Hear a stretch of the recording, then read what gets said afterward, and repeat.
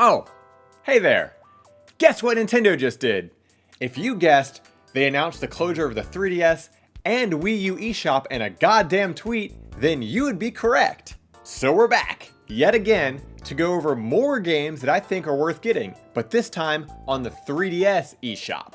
Keep in mind, there are a ton of games on the 3DS eShop. So like last time, I'm going to try to forego listing out any games that are accessible elsewhere. So for instance, all of the NES Mega Man games are absolutely fantastic. However, they're also readily available on the Mega Man Legacy Collection, which is on numerous platforms now. So again, I'm going to try to keep this to just games that are going to be lost when the eShop closes. Now before we begin, I did want to quickly address some things from my Wii U eShop video. If you just want to get the information on the 3DS games that I think you should get, then just jump ahead to this timestamp right here. In that video, I went over games that I thought were worth getting on the Wii U eShop, but I did say that if there were any games that I missed, and there were a ton, by all means, just leave some comments below so I know what to grab, and so you can share that with everybody else and they can know what to grab as well, so none of us miss out on what games to get. And y'all came through, and that's amazing. So if you're looking for games to get on the Wii U eShop, go check out that video as well, and specifically look at the comments, because there are a ton of great comments listing out games that everybody thinks everyone should own on the Wii U. So I just want to say, honestly, thanks, because that helps out whomever sees it. So that's awesome. Secondly, I know that some of the information in that video is now incorrect. And here I am admitting that.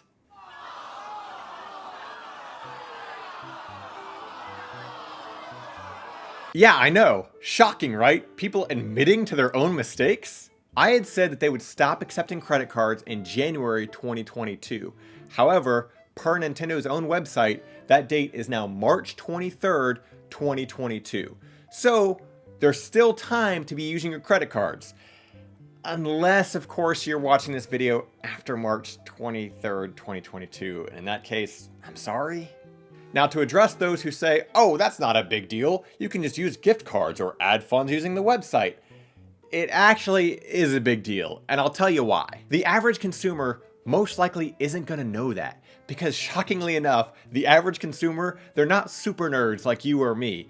In fact, I can almost guarantee what's going to end up happening is they will go to make their purchase in, say, June of 2022, and when they try to add funds using their credit card and it says it's not accepted, they'll probably just give up. Second to that point is the ability to add funds using an eShop gift card is also going away in August of 2022. So that means while the shop is closing in March of 2023, if you can't add money to your account in 2022, you can't make any purchases unless you already had money on your account. So that being said, I just wanted to clear that up because believe it or not, I do have some integrity for a dude that sits here and passionately talks about video games.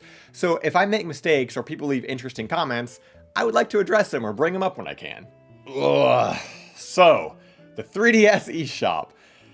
This is going to be a tough one. Similar to my Wii U video, if I miss anything that you feel is worth grabbing before this shutdown occurs, please comment it down below. You'll not only be helping me find cool games, but you'll be helping out anybody else who stumbles across this video as well. So I'm going to go about this a little bit different than my last video because there is so much to get to. I'm actually going to add timestamps so you can navigate specifically to the content that you're most interested in. Obviously, you can just view the whole video, and of course I would appreciate that. However, this really just exists as a PSA so people don't miss out on cool video games. So if I can make that as easy as possible for you all to navigate, that's what I'm gonna do.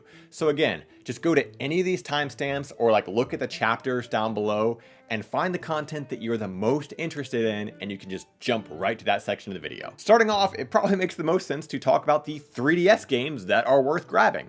Keep in mind, I will always prefer physical games to digital games, and there are a ton of games on the 3DS. However, a lot of them aren't exactly rare right now. So for instance, you won't find The Legend of Zelda: A Link Between Worlds or Super Mario 3D Land on this list, even though I think they're amazing games and I think everybody should own them, because you can readily buy those still in physical form for lower than MSRP. Yeah, at some point in time, they will become rare themselves, but as of recording this, it just doesn't make sense to put them here. So That being said, we're going to talk primarily about the digital-only titles, unless, of course, they're super expensive. Anyway, moving on. Dillon's Rolling Western series. Believe it or not, there are actually 3 games to get here, being Dillon's Rolling Western, Dillon's Rolling Western The Last Ranger, and Dillon's Dead Heat Breakers. The last of which did receive a limited physical release, but only in Japan and Europe. These games combine tower defense with action. You play as Dillon, an armadillo in the Wild West, defending the town from groks. The groks attack in waves, each wave getting stronger as they appear, and it's your job to not only learn their patterns, but also set up defenses to fight them off, with the ability to also attack them yourself. The third game in the trilogy has a similar premise, but takes place in a more post-apocalyptic setting. It's a rather unique series, but will be one that is going to disappear entirely once the shop closes, as they are eShop exclusives. Next up is the BoxBoy series, another 3 games that are going to be lost forever due to being trapped on the eShop. Originally, BoxBoy started as a small experiment before being developed into a full game by HAL Laboratory. BoxBoy, BoxBoy, and Bye Bye BoxBoy are puzzle games where you take the role of a small square named Quibi? QBBY? Quibi? It took until I heard myself say it while editing to realize it's QB. Being a puzzle game, your goal is to get from the start of the stage to the end by solving various puzzles using the abilities at Quibi's disposal. He can't jump very high or far, but can create additional boxes that can be used to traverse each puzzle. With each new entry into the series, they've added more abilities, such as controlling more boxes in the sequel, and navigating the stages with an extra character in the third game, while also being able to generate bomb boxes and rocket boxes. Each game builds upon the last. There actually is a 4th game, which is currently on the Nintendo Switch, titled BoxBoy and Box Girl, so the series won't be lost just yet. Until the Switch's service is inevitably shut down in 10 years. Holy shit, the future is bleak. But if you're wanting a good batch of puzzle games to spend your excess time with, picking up the original 3 would definitely be worth your while. Moving on is River City Knights of Justice. The River City games have been around for decades now, and always seem to be finding new and interesting ways at renewing themselves, and Knights of Justice is no different. Being a cross between the classic beat-em-up style that River City is known for, while also having RPG elements in it as well. If you're into RPGs or beat-em-ups, then give this one a shot because the 2 playstyles work surprisingly well together. Next we got Pushmo. The 3DS is actually home to 3 Pushmo games, being Pushmo, Crashmo, and Stretchmo. The actual 3rd game in the series was released exclusively on the Wii U, so if you wish to have all 4 games, you'll need to have both consoles. These are also puzzle games where you push, move, and stretch blocks that you climb and descend to reach your goal. Very chill and quite fun.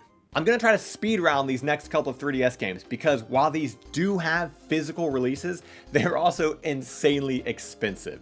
So if you don't feel like tracking these down or spending an exorbitant amount of money for them, then getting them on the eShop is probably your best bet.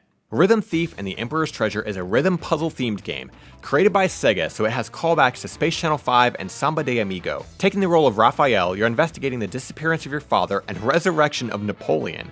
It's a cool mix of puzzles and rhythm games using the buttons and the touchscreen. Dragon Quest VIII. Arguably one of the best entries into the Dragon Quest series. It has some differences from its original PS2 release, having more playable characters and removing random battles in favor of having enemies spawn in the map in front of your character for encounters to take place, akin to the later Dragon Quest games. It does not have the orchestral soundtrack of the original US PS2 release, but it's still worth grabbing, as the price of this physically is on the rise. Every RPG fan should play this. Fire Emblem's Fates DLC. Yes, I said DLC. Because you see, Fire Emblem games are known for having multiple routes for the story. However, when it came to Fire Emblem Fates, they decided to lock the 3rd route on DLC. There is a physical copy that has a DLC, but it was only included on the special edition version of the game, which is now going for hundreds, and I mean hundreds of dollars. So if you're a Fire Emblem fan and you want to have the complete version of this game and you didn't download the DLC yet, now is your last chance to do so, or else you will be locked out of this 3rd ending forever. Yes, I know. It's very, very stupid. Shin Megami Tensei 4 and Shin Megami Tensei 4 Apocalypse. I imagine with the release of Shin Megami Tensei 5 recently, there are plenty of people who would love to revisit the games that came before it. The Shin Megami Tensei series are quirky, dark, humorous, but also challenging RPGs. Nowadays, people are probably more familiar with their spin-off, Persona, so if you liked those games, give the original series a try as well. Professor Layton vs. Phoenix Wright, and its DLC. I guess the best way to describe this would be like a visual novel puzzle game. This is another expensive title to try to grab a physical copy of, and it also has DLC, so if you do already own this, make sure you get the DLC too. Let's move on to Game Boy games. Once you start looking at the virtual console stuff on the eShop, there really is a treasure trove. I'll try my best to be as informative as possible without gushing too hard over how much I love these games. So without further ado, The Legend of Zelda Link's Awakening DX. Of course this was going to be here, because it's f***ing incredible. This is my favorite version of this game, hands down. The Switch remake is good, don't get me wrong, but there was just something so magical about the Game Boy version. And once they updated it with color and added in some nice new features, it really does feel like the definitive experience for me. This is the 4th Zelda game, and the first to be on a mobile console. Originally meant to be a Game Boy version of A Link to the Past, it ended up becoming its own thing entirely. Taking place on Koholint Island, this is one of my favorite locales for a Zelda game because it's so fresh and unique. If you played the Switch version, but haven't tried this, then do yourself a favor and fix that. This type of sprite tile set is one of my favorite aesthetics, so I really do prefer playing this over the Switch version. Please grab this. Sticking with Zelda, I have to include both Oracle of Seasons and Oracle of Ages. Man, these are good games. Like, really good games, and also severely undiscovered by a lot of people. I could probably do an entire Java series on these. Should I do a Java series on these? Don't get sidetracked, we've got a lot to cover. Okay, so when these first came out, I actually thought they were just Zelda's attempt at the Pokemon formula of the same game released twice. But that is not the case here. These are two entirely different games taking place in two entirely different regions. Different world map, towns, dungeons, items even. It's amazing. Even better is the fact that the games link to one another. Start a file in one of the games, beat it, and use the password on the next game, and you'll have things carry over between the two. It'll even open up quests between NPCs that take place across both games, so you can go back and forth between the games to unlock new stuff. It's awesome. Oracle of Seasons gimmick is just that. You can change the seasons of the world map and the towns, while also exploring an underground world called Subrosia. Meanwhile, in Oracle of Ages, the game takes place across two different time periods, so you'll find yourself traveling back and forth across time to solve puzzles. Seasons is a bit more action-oriented, whereas Ages is a bit more puzzle-oriented. Both games are amazing, so again, if you're a Zelda fan, get these. Moving on, Mega Man, and we've got quite a few to cover here. First up are Mega Man 1, 2, 3, 4, and 5 on the Game Boy. These games are, well, they're weird, but they're a pretty decent attempt at Mega Man. Mega Man 1 is like the NES Mega Man 1, but light. It only has 4 Robot Masters, and their stages are different, but it's certainly an attempt. Mega Man 2 follows this formula as well, being like a light version of Mega Man 2 on the NES. But again, all the stages are different, using similar tile sets, but different layouts entirely, and the music is also totally different from what you're used to if you've played the original NES games. They're not bad, but be warned that these games are not without your typical Mega Man bullshit. What do I mean by that? Here, check out the second screen of Metal Man's stage.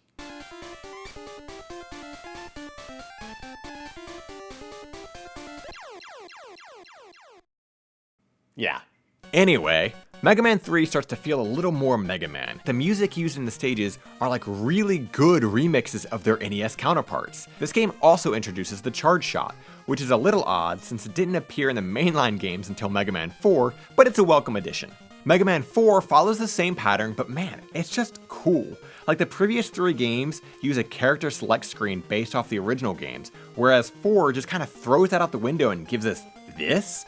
I don't know, it's cool. Something about cycling through the bosses and seeing their stages on the bottom of the screen, it's just a nice touch. It almost reminds me of Mega Man X a little. Also, the music are all remixed tracks from the original NES Mega Man 4, plus some other good songs. So it's definitely worth giving a listen at the very least. Mega Man 5 is where they just sort of went off the rails and did whatever they wanted. This game is not related to the NES games at all, and instead the Robot Masters are all named after planets. It's a completely unique Mega Man game, so if you call yourself a fan of the series and haven't played at least this one, then, well, you know what to do. Hey there, it's me again, and I am so sorry for interrupting, but I had to make this correction. I did not give those Mega Man games the justice they deserve. Essentially, I've never done a video this big before covering so much information in such a short amount of time, and I'm really rushing to try to get it done. I've been working the video for about 10 hours each day for the last 3 days, and I'm only halfway done. So what that means is I misspoke and I had some incorrect information, and I just really wanted to fix that.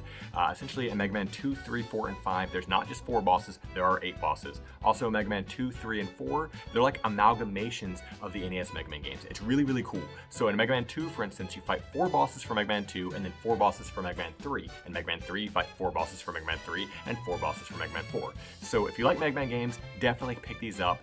They are awesome, and again, I just didn't do them the justice they deserved.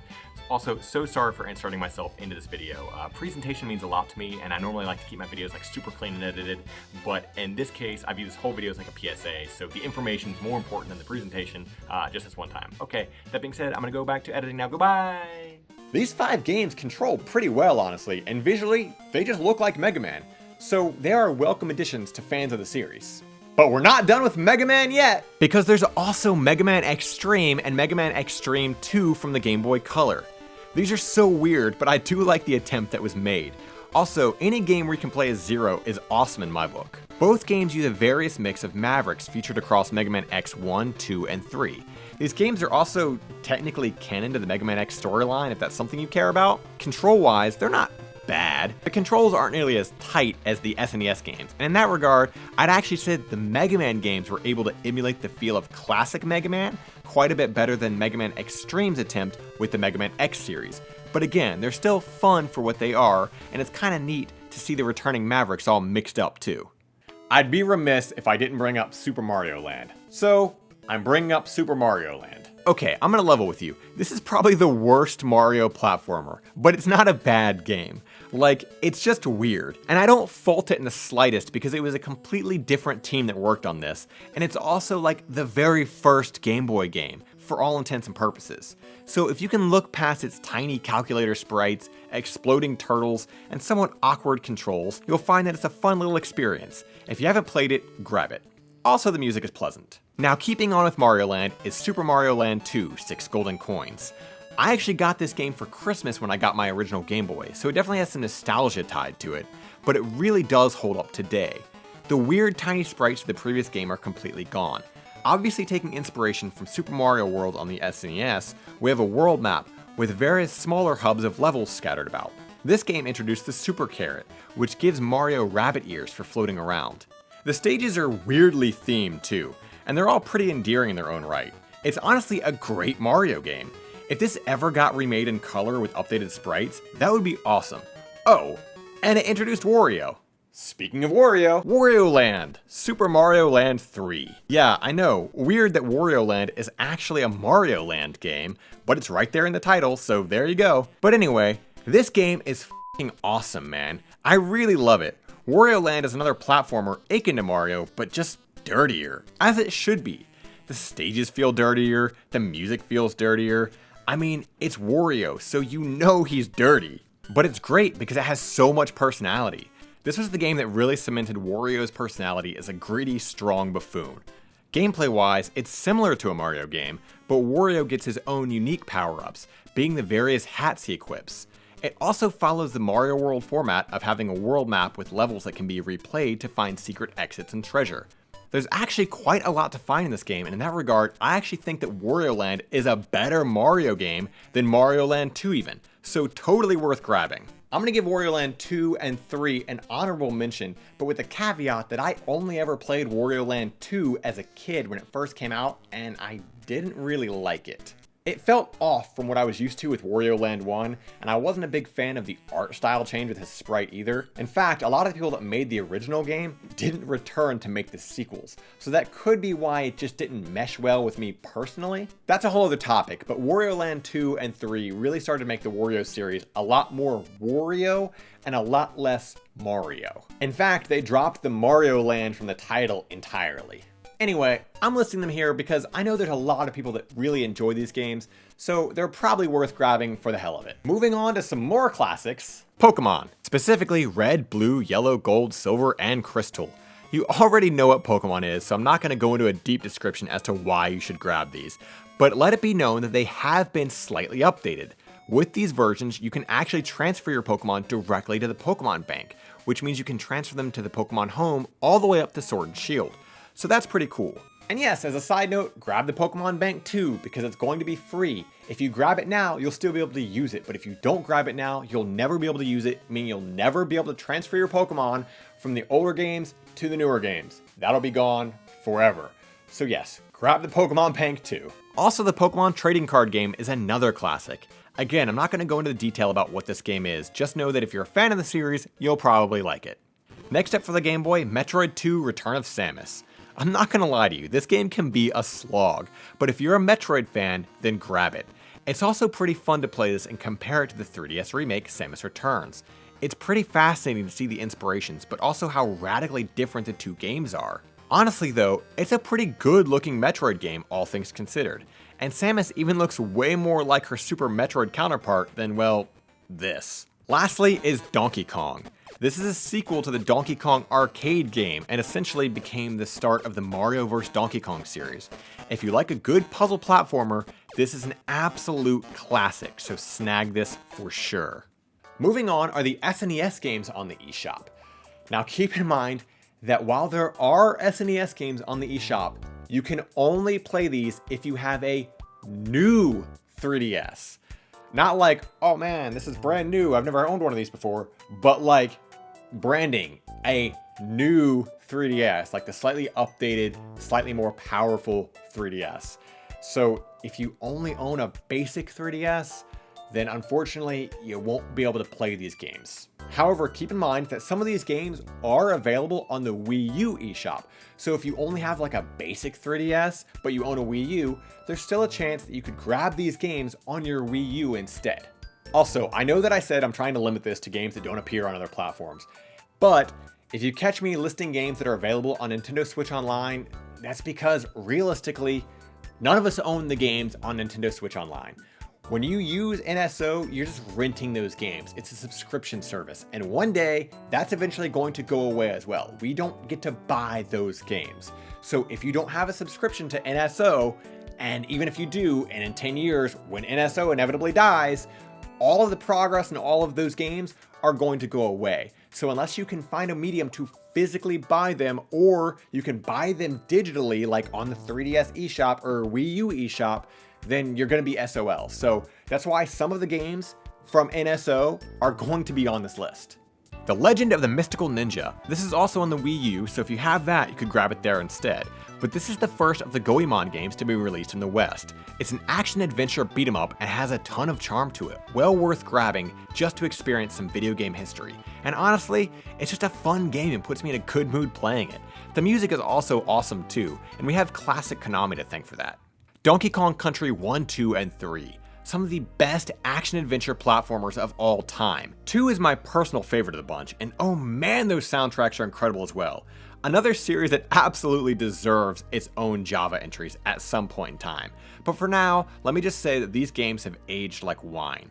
Even the pseudo 3D pre-rendered sprites are just visually appealing still somehow. So if you somehow haven't played these, now is the time to. Next up is Earthbound. Yes, I know, I already put this on the Wii U list, but keep in mind that not everyone who owns a 3DS also owns a Wii U.